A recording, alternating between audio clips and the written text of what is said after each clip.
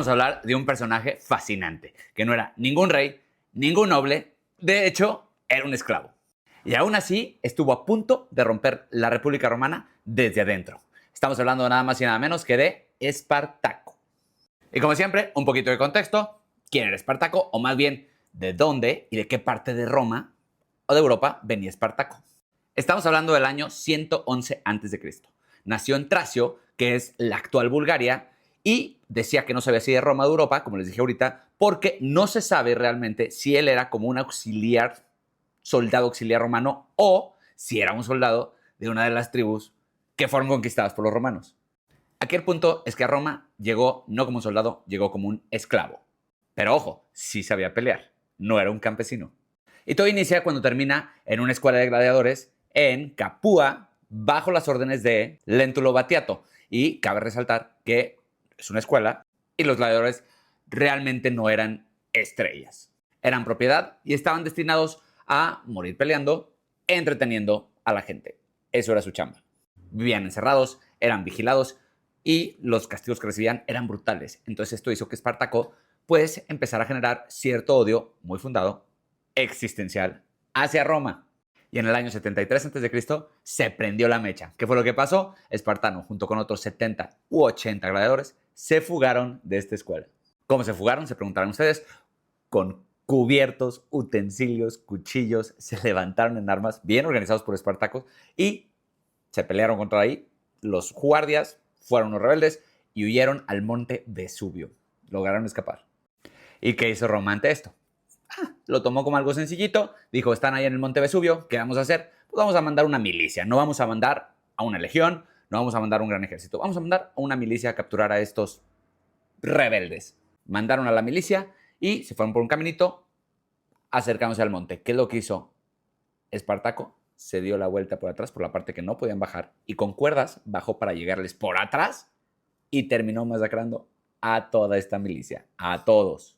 Obviamente todo el mundo se enteró de esto. ¿Y qué fue lo que pasó? Muchísimos campesinos, esclavos, rebeldes se unieron a Espartano. De ser 70 u 80, llegaron a ser hasta 120,000 rebeldes con él. Espartaco ya no era nomás un líder rebelde. Tenía un ejército. ¿Y qué hicieron los romanos? Pues nada, estaban ocupados tanto en el oriente como en Hispania. Y como lo dejaron solito, Espartaco se dedicó a crear un ejército. Es decir, impuso disciplina, impuso jerarquías, repartió motines, hizo lo que tenía que hacer para formalizar a esta milicia en un ejército. Al ver esto, Roma, o el Senado más bien, envía pretores, no envía cónsules, es decir, un mando de segundo nivel, otra vez subestimando a Espartaco. ¿Y qué pasó? Otra vez Espartaco los volvió a vencer. ¿A quién venció? A Varinio y a Clodio Glabro. ¿Qué hacían estas derrotas para Roma? Pues nada más y nada menos que les estaban dando las armas que perdían, 1, 2, les aprendían al ejército romano, es decir, estaban todavía más educando al ejército de Espartaco. Del 73 al 72, Espartaco se mueve por Campania, Lucania y Apulia. ¿Qué hace esto? Pues empieza a crecer, pero aquí hay un dato importante. Espartaco evitaba las ciudades fortificadas. Él iba por el campo abierto. ¿Por qué? Porque no sabía asediar y la verdad es que no le interesaba. ¿Por qué también era esto? Porque Roma mantenía a sus legiones veteranas dentro de las ciudades y a los chavitos nuevos pues eran los que mandaba al campo abierto. Entonces eran presa fácil para este señor. ¿Cuál era el sello de Espartaco? Cuando era necesario dividía las fuerzas y también sorprendía con su marcha rapidísima. ¿Y esto qué ocasionó? Que básicamente Roma perdiera el sur de Italia. Pero recordemos que Espartaco era un fugitivo. Era un esclavo. No buscaba en sí el poder ni conquistar nada. Él buscaba huir de Roma. Y entonces para esto tenía 2 sopas para huir de Italia, que era su objetivo. El primero, el norte, los Alpes, cruzar los Alpes. ¿Peligroso? Sí. ¿Posible? También. Y el otro era irse al sur. ¿A dónde? A la isla de Sicilia, que ahí puede estar más tranquilo porque esa isla siempre se dedicó a albergar rebeldes y era muy difícil de mantener controlada. Pero esto le ocasionó sus primeros problemas internos, ya que una parte del ejército liderada por Crixo querían seguir estando en Italia, saqueando y haciendo sus dagas. Y Espartaco quería huir. Y justo aquí llega el primer y el único gran error de Espartaco. ¿Cuál fue? La indecisión, que se fue al norte, fue por los Alpes Y a la mera hora no se sabe qué pasó, pero cambió de idea y volvió al sur. ¿Y esto qué fue lo que ocasionó? Pues que Roma tuviera tiempo para reaccionar. ¿Y cómo reaccionó Roma? Se preguntarán ustedes. El Senado elegía a Marco Licinio Cracio, que no era precisamente el general más bueno, ni el más organizado, ni el mejor, pero sí era el más rico y el más despiadado. Así que a un perrito con hambre lo soltaron para ir detrás de Espartaco. ¿Por qué lo mandaron a él también? Porque tenía una ambición y una necesidad de ganar alguna batalla que nadie la tenía. ¿Qué le da el Senado? Le da poderes extraordinarios y le da una legión veterana, ya no los chavitos. También se decía que Marco Licinio aplicaba el decimatio. Esto era muy antiguo, pero quiere decir que si una unidad huía, el 10% del restante era elegido al azar y era desvivido por el resto de sus compañeros. Era brutal, pero efectivo. ¿Dónde estaba Espartaco? Estaba en el sur, intentando cruzar a Sicilia, como les dije, en el año 72 a.C. ¿Y qué fue lo que pasó? Intentó negociar con unos piratas para cruzarlos y lo traicionaron. ¿Y qué pasó aquí? Pues aprovechó el señor Craso y lo intercepta justo en Brutio, es decir, la actual Calabria. ¿Y qué es lo que hace Craso?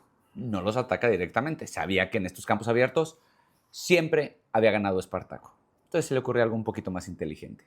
Ordena construir una línea de fortificaciones de más de 50 kilómetros, donde puso murallas, fosos y torres con la idea de cortar el suministro para que ya no tuvieran ni comida, ni armas, ni gente, y así solitos se desgastaran los rebeldes de Espartaco. Sabían que eran rebeldes. ¿Pero qué hace Espartaco? Logra romper el cerco una noche y va hacia el norte. Aquí tenía dos cosas que ya no le jugaban a su favor. Uno, ya no tenía mucho tiempo. Dos, ya no tenía muchos recursos. Sumándole que ya no tenía idea de qué quería. Roma arde de coraje y dice, ahora sí no se me va. Entonces le habla a Pompeyo, sí, el mismo Pompeyo que se pelea con Julio César, que estaba en Hispania, y le dice, tienes que venir a parar a este señor. Entonces esto hace que Craso, pues ahora sí, dijera, me pongo pilas. Si no lo hago ahorita, pierdo todo. Es mi única posibilidad de destacarme como un soldado y general romano. Entonces se enfrenta a Espartaco y ahora sí, fue el fin de este señor.